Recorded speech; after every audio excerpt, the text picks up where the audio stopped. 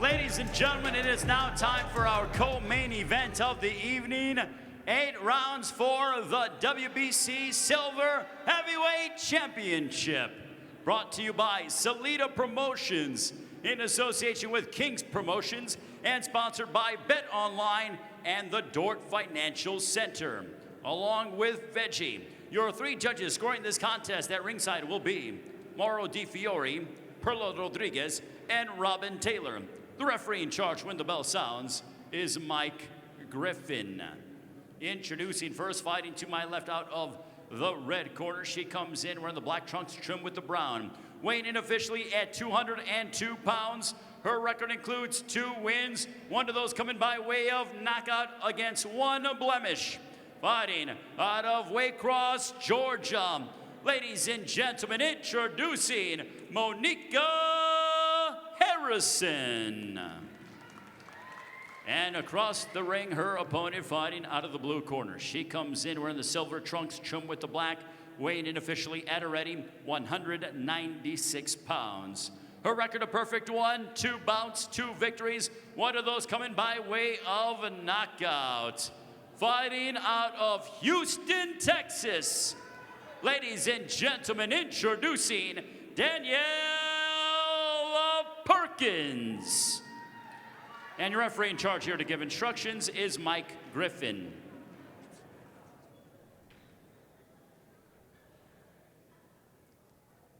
To the center ring, please.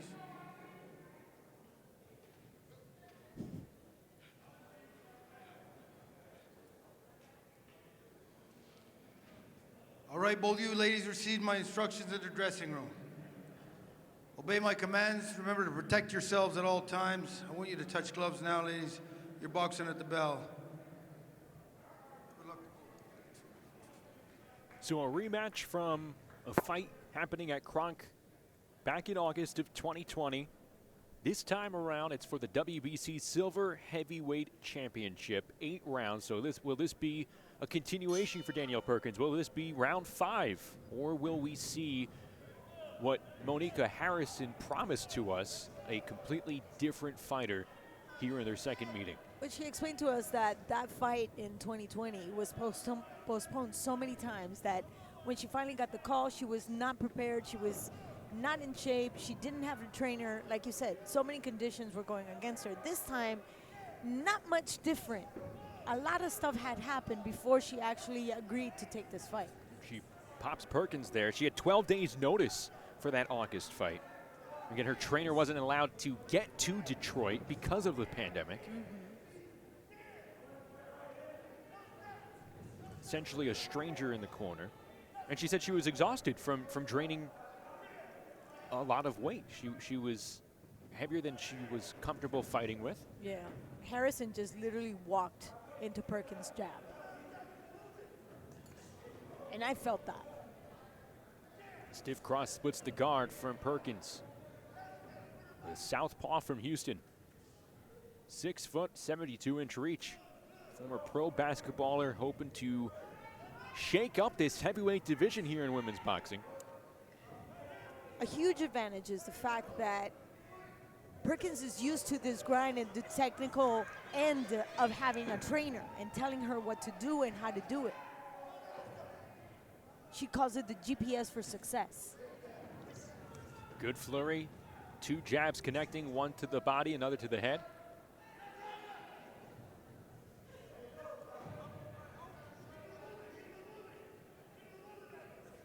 Yeah, you can see how Perkins is a lot lighter on her toes.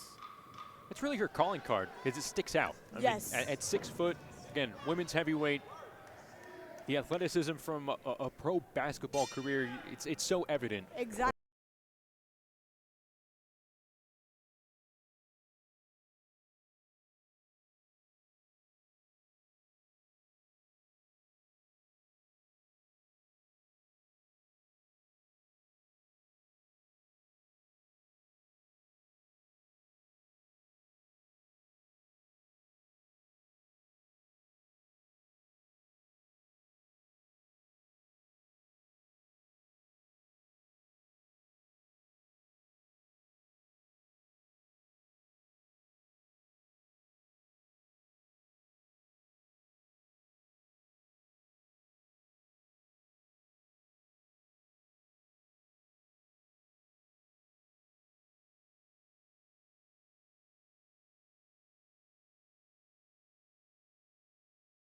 to that as this fight goes along. Again, 8 rounds for the WBC Silver Heavyweight Championship. Danielle Perkins starred at St. John's as a basketball player. Her team went to the NCAA tournament twice when she was there, led the team in blocks and rebounds, played overseas in Europe for a number of seasons. And then as she was getting ready to go to Turkey and restart life as a pro basketball player in Brooklyn, in Europe, she was in her hometown, her then hometown of Brooklyn, going to the grocery store and was hit by a car, suffered gruesome injuries, had a cracked skull, a separated shoulder. Wait. And we could have a possible early... There was a very bizarre reaction by Harrison. And Perkins is calm. She's continuing to do her task here. Very composed, and she doesn't even blink an eye. Whereas I cannot say the same thing about Harrison. Harrison is just having an adverse reaction to anything that Perkins throws. Harrison had her tongue stuck out. It went right back in after a left cross from Perkins. We talked about the athleticism being so evident from Perkins from her basketball career, with the fact that the mobility just shines when she's in the ring. You have no evidence of such a horrific car crash At all. that happened and affected her complete way of living. It ended her pro basketball career in an instant. You don't see any of that. No. But the part of the intangibles that Perkins brings into the ring is the fact that she understands that she's got to dig deep and bring out the champion within her. And that's what actually supported her through those hard months of paralysis and learning how to walk again and, mentally speaking, get back into the ring. Perkins brushes Harrison with another left cross. Goes to the body, back upstairs.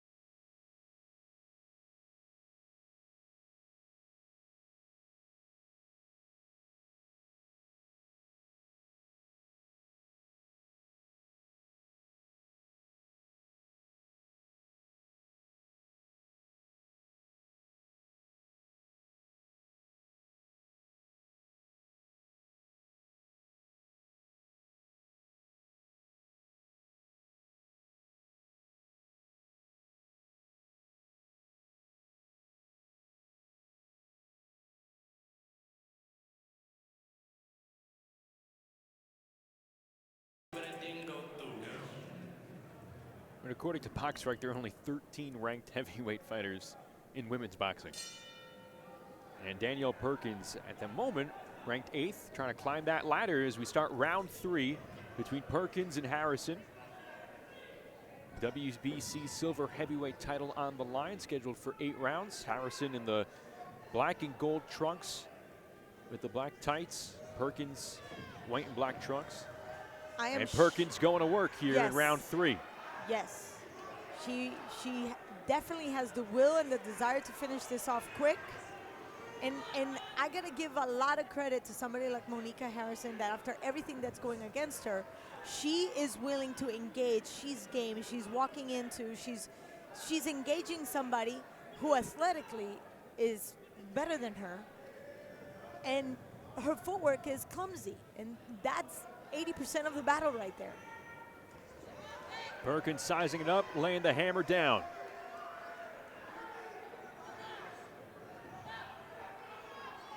Perkins sensing blood here from Harrison. So when we spoke to Daryl Pierre, Harrison's trainer, he mentioned that he was working on mobility, those lateral movements. I have yet to see any sidestep. Have you seen the sidestep? Hasn't been there. I've seen back steps.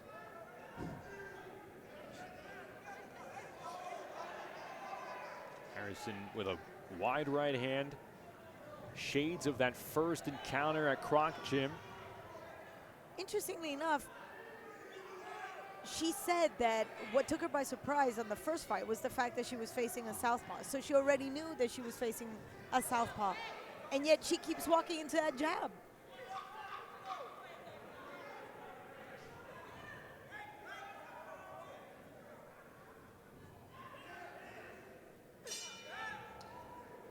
All Danielle Perkins here in round 3.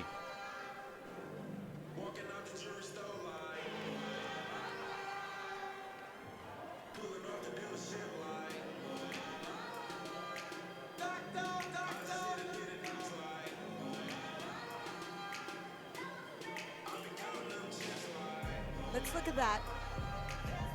Pierre mentioned that he was really intently looking for more jabs, more mobility. There's a certain chaos to her fight plan. Look at the time that Monika gives somebody like Perkins to set up. You can't do that.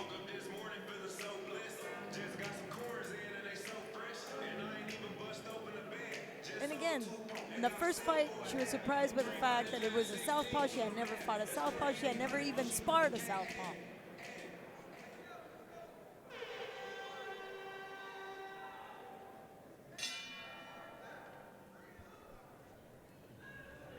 Round 4 beginning here, scheduled 8-rounder for the WBC Silver Heavyweight title between Danielle Perkins and Monika Harrison from Flint, Michigan. This is our co-feature here tonight. Of course, Clarissa Shields and Marie-Eve Decaire still to come. Not ruled a knockdown by the referee, Michael Griffin, but Perkins ready to pounce.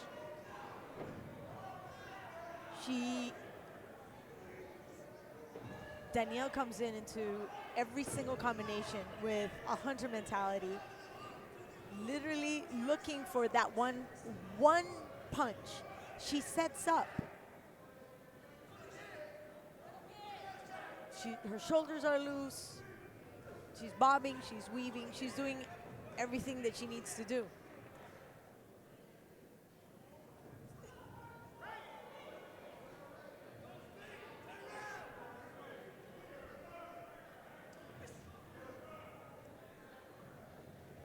We can hear Daryl Pia, Monika's trainer, saying, turn around.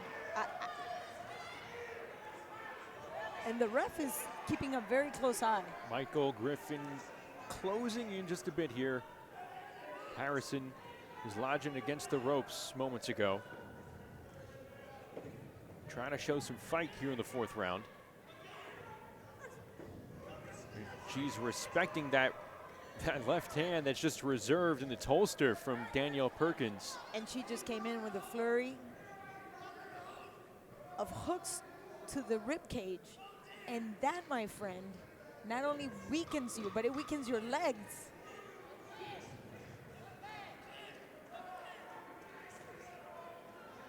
Uppercut, good movement from Perkins. Stepping out of the way of those punches, trying to make it 2 for 2 here against Monika Harrison. Both taking place in the state of Michigan. And tonight in Flint, Danielle Perkins picking up where she left off. And Justin, one thing that I would like to remind you is that Monika didn't have a chance to really train in the whole sense of the word. She literally just kept in shape running. Was never in the gym because of COVID. Yeah. There's boxing during pandemic.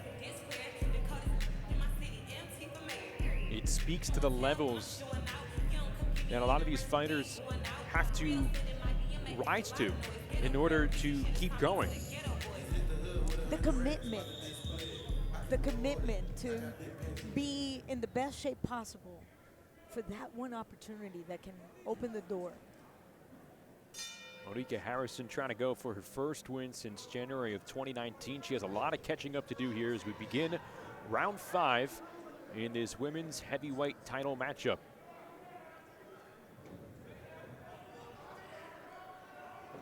Defense is coming down on Harrison. She's trying to keep a pep in her footwork. A little bit of fire there. But with somebody with the mentality that Danielle has, Perkins is just not coming in for jokes. So that tap that Harrison is trying to do in order to adjust her distance is not going to do any damage. So where do you begin if you're Monika Harrison at this point in trying to start cleaning it up? Footwork. Focus on footwork. I mean, she's definitely a very strong lady. She comes from a long line of very strong people, mom, dad, but footwork. And this is a thing that you got to repeat every day, you know, do 3 a days if necessary. Unfortunately, time is working against her. Harrison met by a right hand, and she tried to go inside against Perkins.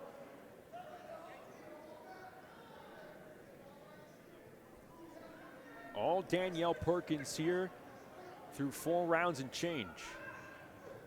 Harrison scrapes her with a left hand, but then Perkins having her on the retreat.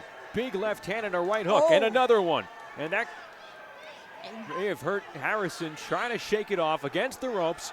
Michael Griffin peering in, and Perkins sensing an opportunity to close the show early.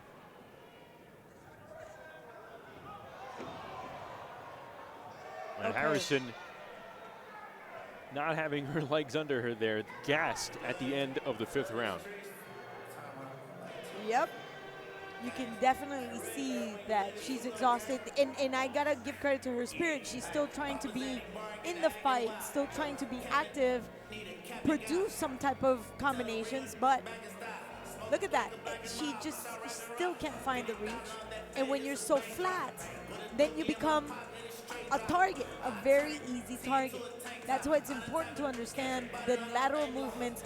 Just keep your guard up and work the angle.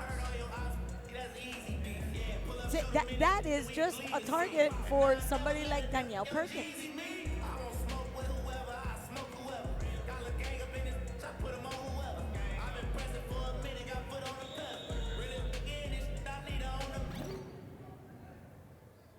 About to begin round number 6.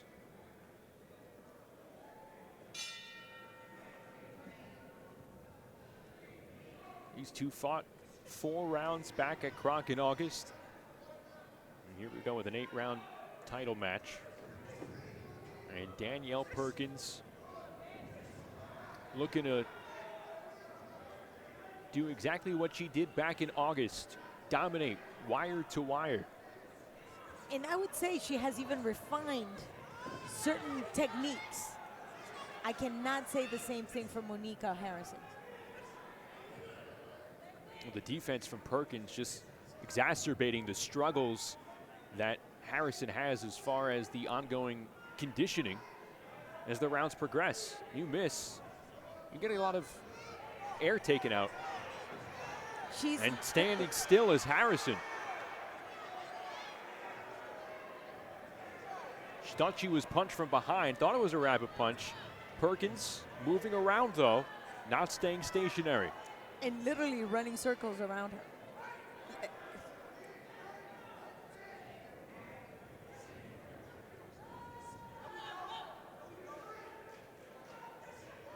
Perkins pretty much saying it with the expression on her face. Hey, if you want to come in 1 or 2 inches, be ready for that left hand, because it's there and it's coming at you. But even Danielle is not going in to finish this off. All of a sudden, her tempo and her punch production has decreased in this round. She's tired as well. Her mouth is open. Yeah.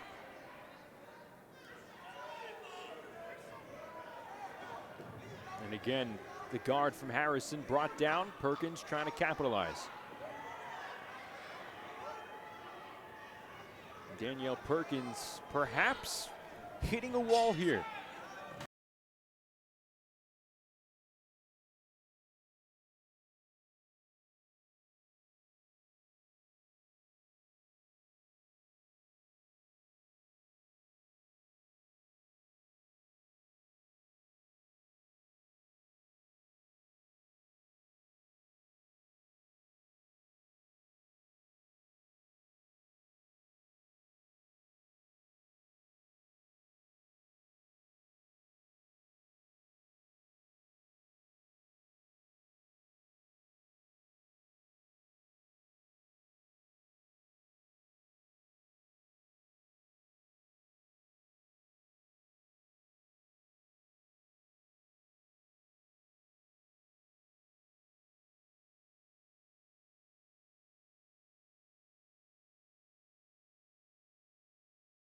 Danielle Perkins in this last few months, because like you said, this has to be a fast track if she wants to do or write her own name in the heavyweights. You have to capitalize on the limited time.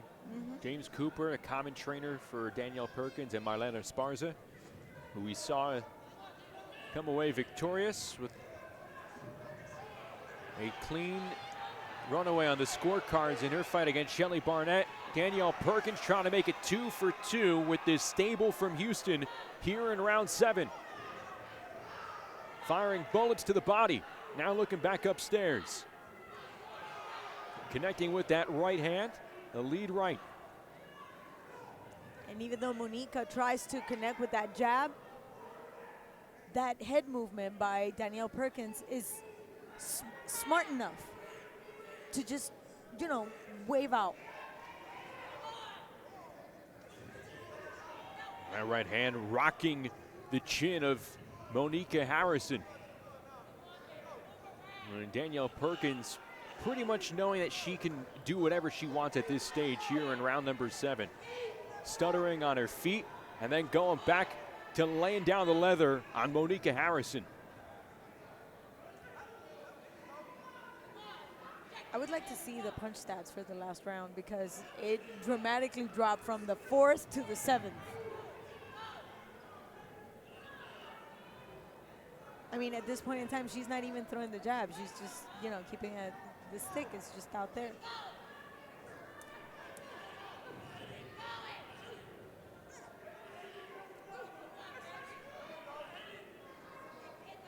There's very little juice left on Harrison's punches. Even though she has a close distance, she could go for that uppercut, you know, the typical punches to the rib cage. She's not even capitalizing on those opportunities. Slow to move on the feet, and Danielle Perkins trying to maximize the closing moments of each round. And we are approaching the 8th and final one here in Flint.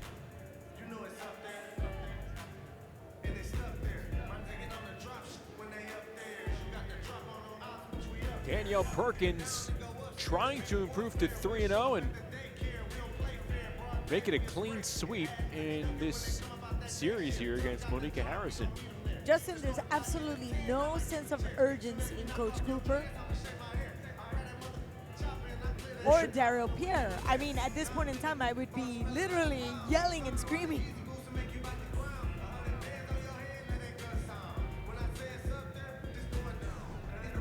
It'll be interesting to see Monika Harrison obviously being lectured that, hey, a knockout Ladies and is the only way gentlemen, you're gonna win this here. is the eighth and you final. want to go out and see exactly how she is going to go about that because her punches have been extremely wide. You want to, you want to make sure that they're wild, and there's absolutely no juice behind them. So either she digs deep, like I was saying, and somebody like Danielle Perkins that's used to that, to go in the distance and just, you know, giving your all. I'm not sure Monika Harrison has that or hasn't been able to encounter that. Perkins at the moment less than 2 minutes away from Wow. picking up a title here and trying to put an exclamation point on top of this impressive showing.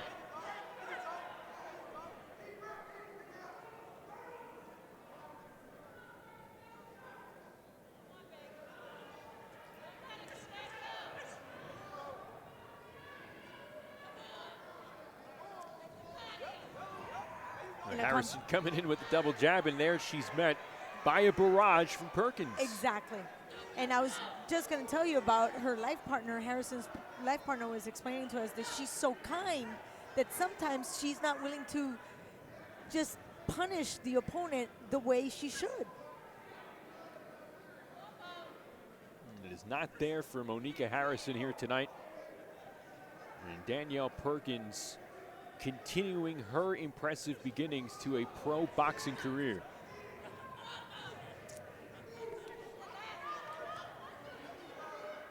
And scraping Harrison with that right uppercut.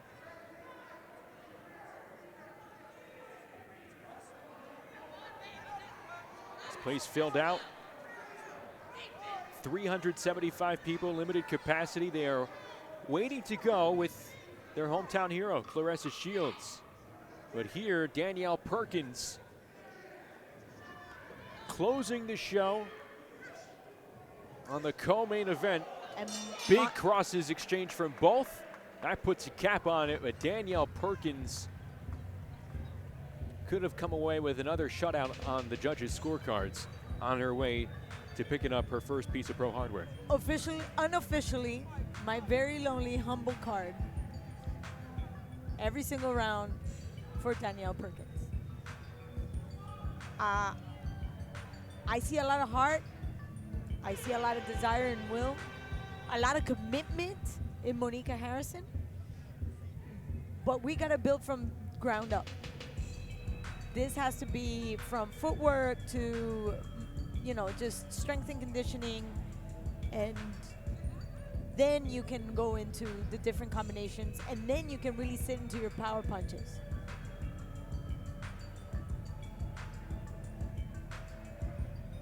So Monika Harrison had all the tools in her corner, and that is a frustrated fighter going back to Buffalo, New York. Danielle Perkins, meanwhile, in line to take the WBC Silver Heavyweight title here after an excellent performance in Flint, Michigan. Let's make it official. Inside the ring we go with Ray Flores. Ladies and gentlemen, having gone the distance, we go to the scorecards. Here are your score totals.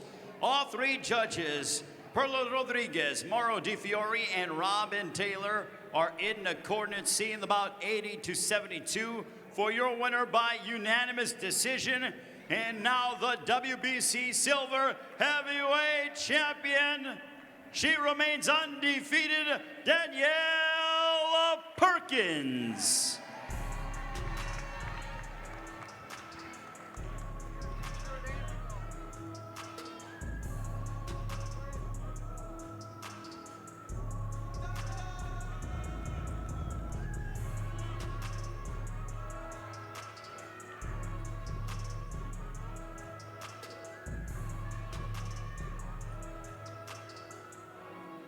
Let's do it.